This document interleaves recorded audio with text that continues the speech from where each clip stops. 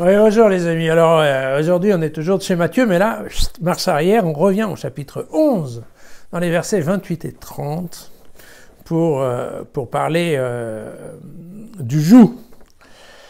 Venez à moi, vous tous qui peinez sous le poids du fardeau, et moi je vous donnerai le repos. Prenez sur vous mon joug, et mettez-vous à mon école, car je suis doux et humble de cœur, et vous trouverez le repos de vos âmes. Oui, mon joug est facile à porter et mon fardeau léger. Voilà.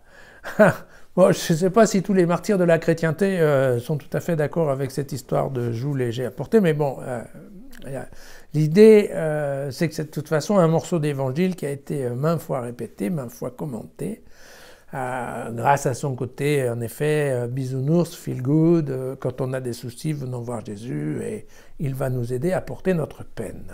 Or, ce n'est absolument pas le sujet. Ouais. Dans la tradition biblique, le joug, ça veut dire en fait la Torah, la loi à la fois écrite et la loi orale également. C'est un des termes préférés, par exemple, du prophète Jérémie qui parle en permanence de casser son joug et libérer ses liens.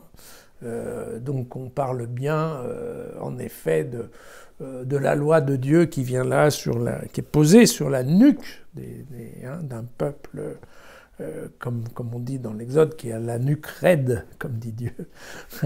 Mais donc, on parle bien de ça, on parle de ce qui vient en fait fixer, n'est-ce pas, la charge, en tout cas la carriole, ou la charrue, à des bœufs, en fait, donc à des animaux pour tirer, pour porter une charge. Et dans ce cas-là, typiquement, le joug en question, ce qui maintient les animaux ensemble, et ce qui leur permet d'avancer, c'est effectivement la loi. Alors, en fait, qu'est-ce qui se passe ici? C'est une présentation faite par Matthieu, qui est une présentation assez vendeuse, en fait, pour dire, voyez, venez chez moi, il n'y a pas l'aspect légaliste et pesant qu'il y a dans la religion juive. C'est ça ce qu'il est en train de dire, parce qu'en effet, dans la vie d'un juif, à chaque fois qu'il y a un conflit, à chaque fois qu'il y a un problème, à chaque fois qu'il y a des choses, hop, tous les rabbins et compagnie, ça arrive, et on arrive avec la loi, et on commence à regarder la loi ici, la loi cela, tu peux faire ci, tu peux faire ça. Souvenez-vous, la loi, c'était effectivement quelque chose comme 600 interdits, d'accord? Donc, effectivement, c'était 365 interdits. Donc effectivement, la loi n'était pas facile. D'abord, c'était difficile de naviguer au milieu. Et puis en plus, eh bien, chaque fois quand on était juif, on s'en prenait quelque chose, effectivement, sur le coup. D'accord? Donc c'était bien une question de poids d'un joug. Et là, en fait, ce que dit Matthieu, mais il dit, venez chez moi. Vous savez, notre ami Jésus, il a une lecture de la loi qui n'est pas aussi difficile que la vôtre. Et puis, il n'est pas aussi pénible avec les histoires d'ablution, de pur, d'impur, tout ça, ça va bien. À part la question du divorce, le reste, en fait, Jésus est quand même, globalement, une vue de la loi qui est nettement plus cool que chez vous. Et donc, vous voyez que ça n'a absolument rien avec une histoire de réconfort que Jésus pourrait donner aux gens qui ont de la peine, qui traversent un certain sale moment. Ça ne veut pas dire que sans la foi, bien entendu que la foi aide à passer un sale moment. Mais ce n'est pas du tout le propos de ce morceau d'évangile. C'est vraiment une question de choix de religion entre l'Église juive ancienne, la tradition législative, légaliste, on va dire, voilà, et puis bien une version moderne qui est nettement plus flexible concernant les obligations. On est presque, en fait, dans la question des affiches électorales. Il faut quand même dire des choses comme ça. Voilà. J'en profite juste pour vous dire, alors, aujourd'hui, l'Église fête Saint-Ambroise. Donc, Saint-Ambroise était un évêque de Milan. Ça se passait en 374, donc vous voyez, c'est quand même quelque chose de pas très très récent. Alors, bon, moi ça m'intéresse parce que d'abord j'ai habité à Milan, et puis qu'effectivement, donc Saint-Ambroise, j'ai fait mes études dans un lycée qui s'appelait Saint-Ambroise, alors vous voyez. Donc, comme quoi, Saint-Ambroise c'était un avocat politique brillant, un grand intellectuel, un type qui était à la fois écrivain, poète, qui connaissait parfaitement Cicéron et les philosophes grecs, donc c'était quand même quelqu'un de très évolué pour l'époque.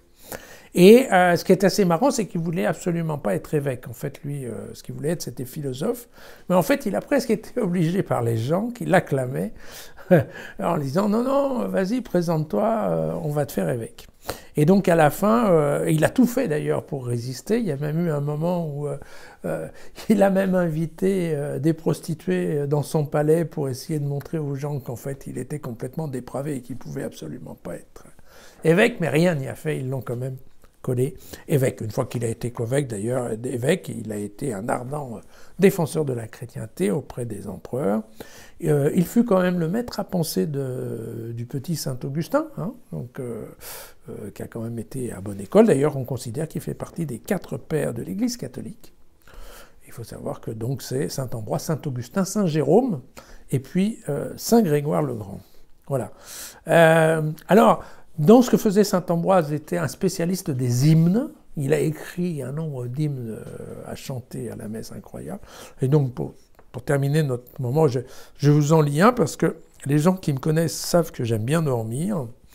Au lever de la nuit, Dieu, créateur de toutes choses, roi des cieux qui revêt le jour de lumière éclatante, la nuit des grâces du sommeil pour que le repos nous détende, rende nos membres au travail, soulage nos cœurs fatigués, dénoue nos chagrins anxieux, le chant de notre hymne te rend grâce pour ce jour déjà terminé.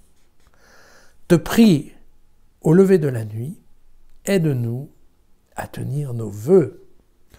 Voilà, bonne nuit et à demain.